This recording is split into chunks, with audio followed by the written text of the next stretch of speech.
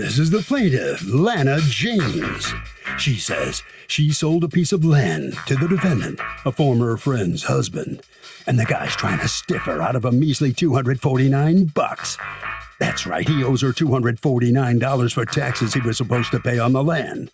She's not about to let him get away with stealing this money from her and is suing him for every penny of it today.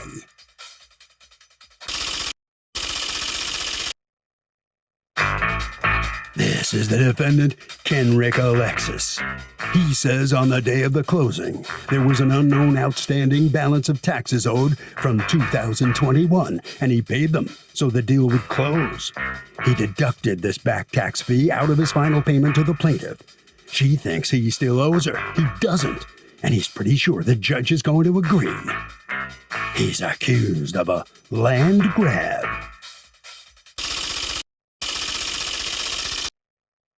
The defendant has filed a countersuit for $550 for unpaid loans. All parties, please raise your right hand. The Honorable Judge Marilyn Leon presiding. Litigants have been sworn, Your Honor.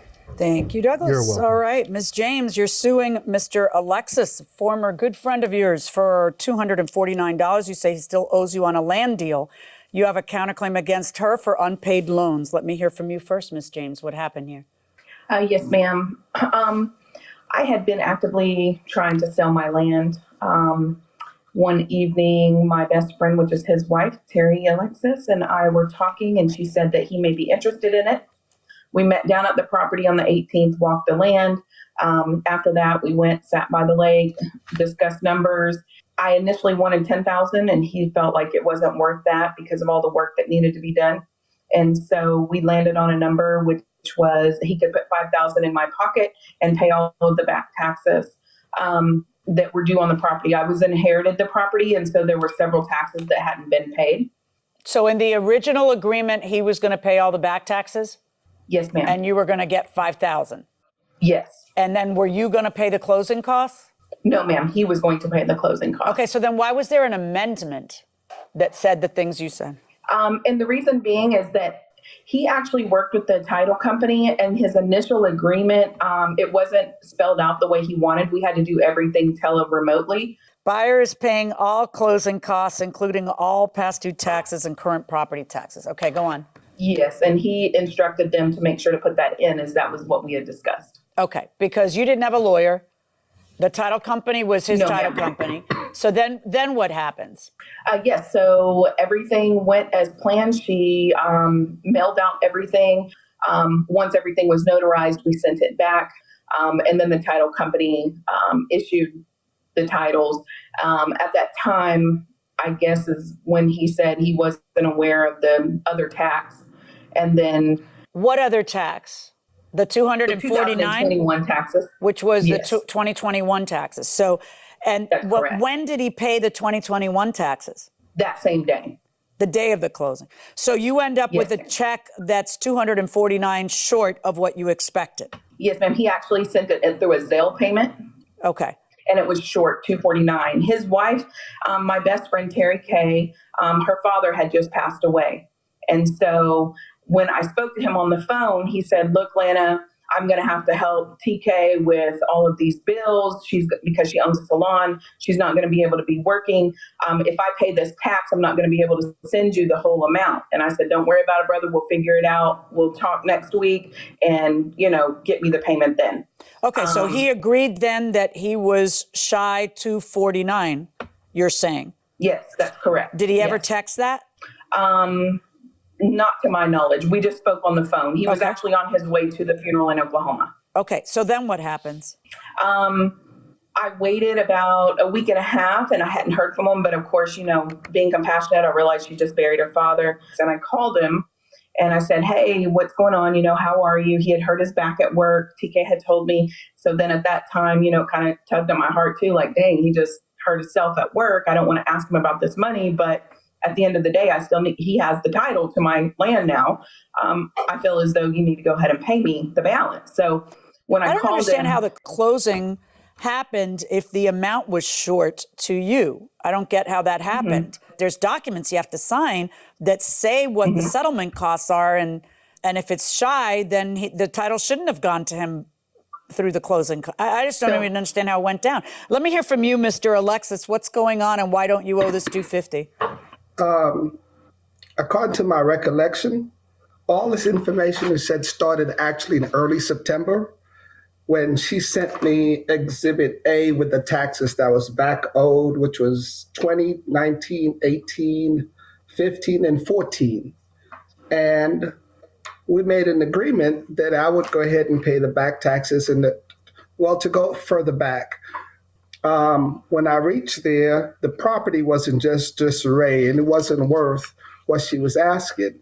And I said, Lana, with all the work that needs to be done, the only thing I can give you is $5,000 for that property. And she called me and said she needed the money and she would accept my offer. So I had called the title company and they told me, well, it needed an abstract because she never got an abstract to the property showing the boundaries. And throughout this, they said, well, we have to get permission because based on the contract that we signed, she signed saying that she would pay the taxes and the closing costs. Okay, but then I also see that that was amended. And you agreed to pay the taxes and the closing costs. Why did you agree to do that? Because when they sent the first contract out, the way she had to pay, she didn't have the money and she needed the money. She says that it was an error the way the first contract went, but it doesn't matter whether it's an error or not. I'm here to call the balls and the strikes. You guys do the contract, and then I'm here to say you got to abide by the contract. So the bottom line is it was still worth it to you to pay all the back taxes, pay the closing costs, and get the land for $5,000. Or because you're a thinking person. So if you did it, it's because it was still worth it for you. So I noticed that when you were saying, then we did an amendment to pay all closing costs and all past taxes, and then you stopped. And then you said, oh, let me backtrack. But what you stopped and didn't finish is, and current property taxes. That is your amendment. You're supposed to pay current property taxes. Was the $249 current property taxes? That amendment was not done until after I spoke to Ms. James. I don't care. It was done before the closing. You're supposed to pay current property taxes, right? Well, the current property tax, I was supposed to pay $12 from the contract. And I don't know what you're saying. Listen. Let me show you. No, you listen. We know that from this one thing, you're supposed to pay current property taxes. You signed that on 12/21. If there are any current property taxes, you have to pay them. Current property taxes get paid by you, right? Yes, that was after I spoke to her and told her that I could not do this contract. This contract was made after we spoke because I told her there was taxes due for 2021, which is $249. I don't understand. When was your closing? The 13th. The 12th, of what? 12th, because of what? Of what? December. Okay, the 13th of December, and that's the day where you sign here saying, I'm going to pay current property taxes. And you signed this after speaking to Miss Lana on the 12th. Well, then why did you change so you're saying that she said, okay, don't worry, I'll pay the $249? Well, then why did you sign something that said you'll be responsible for the $249? Because she told me that, yes, I could go ahead and pay the taxes and that she would take it out of what I owed her. Well, then why didn't you say that in this? Stop a second. Because this. Stop, Mr. Alexis. You're the guy who says, no, we're not going to do this on the handshake. Everything's got to be in writing. We got to get a title company and we have to have contracts. Perfect. I agree with you. The contract you signed doesn't say what you're saying. The contract you signed says the $249 comes out of your pocket. So why do you sign such a thing if that wasn't your intent? Because after speaking to her and thinking we were friends, because the first contract I have, which was Exhibit F2 that I don't care about the first contract. I don't care. I don't care if you gave her a contract saying you would give her your firstborn. See, here's the thing. When you sign this, you're signing this because you want the property, because it's good for you at $5,000. Okay, so you agree to certain things that allows you to get your hands on the title. And then you're looking me in the eye and saying, forget what we wrote, Judge, do what I say we said, which, watch this. Did you ever say you'd eat the 249? No. Yeah. Okay. There's a reason why contracts for land have to be in writing, so that there's not some swearing match. But this is diametrically opposed to what you are claiming was the agreement. You are the guy who's supposed to pay the current property taxes, and that's that 249. You're supposed to pay it. Why do you sign this that says all that on the day of closing? Who told you to sign this? Your title company? Yes. Well, Because pick it up of with the them fact then. that after I had He had spoken all to the her, Why didn't you just look at that and say to your Not title me. company, wait, cross out current property taxes? We talked about that and I'm not paying that. Why didn't you say that? She's supposed to clear $5,000 and she's not supposed to pay anything else of it. It's all on you. And then apparently there were 2014 taxes that you discovered that you didn't know about, right? 2014, and when I found out that it wasn't paid is after I had someone go look at the property to clean up, and it had a sign saying that the property was going to be going to... Well, what kind of fugazi title company did you hire that would not realize that there's 2014 taxes? Well, they said that what happens in the county is only the 5 years. It doesn't go back past 5 years. And that's the reason why that's it didn't ridiculous. show. The county knows you owe 2014, so it goes back somewhere. Maybe not where they looked. Maybe they should be looking where else the county keeps those files. He is the one that hired the abstract company. He's the Yeah, I one that know. hired the title company. He's the one that yeah, orchestrated the contract. Yeah. And I feel his fight is really with the abstract company. Is it wrong? Absolutely, but it's not on me. No, and but I saw the text between you and him, and he said it's not your concern, it's my concern. He was just curious if you had paid it. All right, now you have a counterclaim against her for $550 for Yes. money that you loaned her April 12th and September 4th. And I do Right. see that he made some Zelle payments to you on April 12th and September 4th. According to you, Mr. Alexis, what were you loaning her money for? She called my wife and said that, she needed some money for some bills and stuff. And my wife asked me, do you think we could loan? And I sent her the money, Zelled it to her. Okay. And according to you, Ms. James, what? At that time, he had sold a vehicle. It was his baby. It was a showroom type of car that he had been working on for a long time. I was having to raise money for my son's attorney. And I basically had a garage sale where I sold almost everything in my house. And at that time, TK said, Lana, you can count us in for $500. And I said, really? I was super excited. She said, yes. And if you get the opportunity, if you come down to Texas in a couple of months, we'll have a garage sale and I'll donate all of that money towards Trey as well. And so that was the end of that conversation. It was never discussed again. When you say son's attorney, was your son arrested? Yes, he was. He's actually being charged for murder. And he was a victim of a drive-by shooting where his friend ended up shooting back and the guy died. And so we've been fighting this for 21 months. And I had to hire a new attorney because his old attorney was not adequate. He wasn't a trial attorney. So what you're saying is that that was $500. And what about the $50? The $50 was actually on a night. I was talking to TK and they wanted to know if I wanted to come up to the casino. And I said, I don't even have gas money right now because all of my money has been going to Trey and I've only been working part-time. I was laid off during the pandemic. And Kenny was in the background. He said, sister, we'll send you $50. He got on the phone. I said, you don't have to do that. He said, no, that's what family's for. And we are very close. I mean, his wife and I are very, very close. Are his wife and you still close? Since this happened, she sent me a message and said that she's just still grieving through her father's death. And that, with everything that's going on with Kenny, she just doesn't have any words right now. I don't know what that means. Are you no longer best friends? Yes, ma'am. I respect the fact that they are married. And I told TK from the beginning, his wife, this is business. It's not personal. I love you to death. You're like a sister. Kenny, love him to death as well. But this principle, and you got my land, my grandfather's land, I had to sell to come up with this money. Right. So maybe in his mind, if he gave you $550 as a gift, you shouldn't be sweating him for the $249, maybe, and certainly not suing him for it. So that may be what's in his mind. But Mr. Alexis, you can have whatever you want in your mind in terms of what is moral or good for friends or family and ways to treat each other. But my job, as I said, is to call the balls and strikes. Do you have any evidence that the 500 or the 50 were anything but gifts? Now, her defense is those were gifts, not loans. And if they were loans, I would expect your payment on the land to be 550 less, right?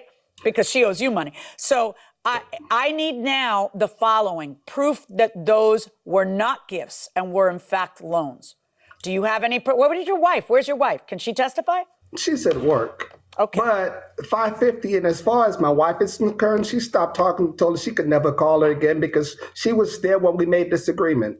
So if you deal in, that's not a problem. I just ask that she don't call my family anymore. Okay. And you guys were friends for how many years were you guys friends, Ms. James? Since 2006, TK and I have been best friends. Okay, well, I hope the 249 was worth it, because based on the, land deals have to be in writing. They can't be verbal. And based on the writing that you signed, I didn't sign it, Mr. Alexis, my hands are tied and I have to rule in your favor. That is very different from what it cost you to get that 249. I'm ruling in your favor on the 249. On the counterclaim, I have no evidence that it was a loan versus a contribution based on the circumstances that I've heard. You could even give me an affidavit from your wife having said that it was a loan, but you didn't do that either. And that tells me it wasn't a loan. I understand that you feel hurt and you feel right. You shouldn't have signed this or you wouldn't lose today. $249, verdict for the plaintiff, 0 on the counterclaim. Don't ever call my family. So a friendship has broken apart here over $249. The plaintiff prevails. She gets that from the defendant. Mr. Alexis, let me ask you, how do you feel about this? You just said for her never to call you again. Is that right? That's how you feel? She could never call my family again, because before, the reason why the contract was changed was because I called and said, hey, I don't have 249, with everything going on. You need to pay for these taxes, because I was only supposed to pay a prorated of $12. She said, that's fine. And then 3 weeks later, she wants 249. So for 249, you lost a friendship. You lost somebody you can call and ask for help. Now you have nothing. So 249 is fine for me to be rid of somebody who is that, petty. All right. Well, I understand how you feel, and that's a shame. It is a shame. Ms. James, how do you feel about this? This friendship is over now. And, they came through to you when you needed some money. That friendship will never be ruined. There is a sister bond that goes way deeper than he could ever imagine or realize. This was about principle. She said from the beginning she was staying out of this land deal. And so I never brought her into it. So when this occurred, it was between Kenny and I. It had nothing to do with her.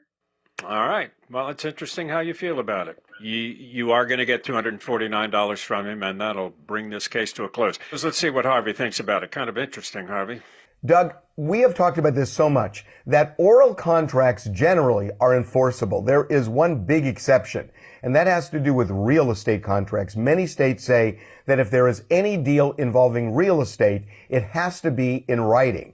That all aside, if you have a written contract for anything, it's a really bad idea to just rest on your laurels that any kind of a subsequent oral agreement is going to stick. Because if the other party denies there was one, you're going to be out of luck.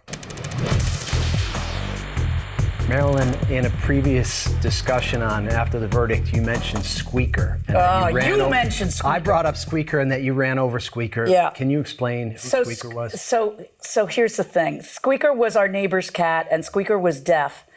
And Squeaker was sleeping under my car. Right. And so Squeaker paid nature's debt because he didn't move when I came out. And I had the kids with me, and it was... I realized what had happened with the kids in the car, so I called you, and it got handled. At a judicial conference. Right. So you had our neighbor come and clean up things, and another neighbor, and then. But the thing about Squeaker is that a year earlier, Squeaker's owners had a dog that had attacked and killed our cat, Chelsea. Right. Sadly, the running joke in the neighborhood was, don't mess with Marilyn. She'll lie in wait for a year and then get back at you. It was two tragedies, but... But it was actually compounded by a third tragedy, because what happened... Do you remember what happened after that? Yes, I do. So my friend Gallia, I ran over Squeaker. I'm walking with Gallia, and I'm like, so long as the kids don't find out. She goes, well, what do you mean? Because we believe honesty is the best policy. So we're going to tell our children that you ran over Squeaker because they're going to miss Squeaker too. I'm like, please don't tell your children. And 24 hours later. 24 hours later, her little 4-year-old comes into my house and says, "Your mother killed Squeaker." Right. And why did your mommy kill Squeaker? Right. It was awful.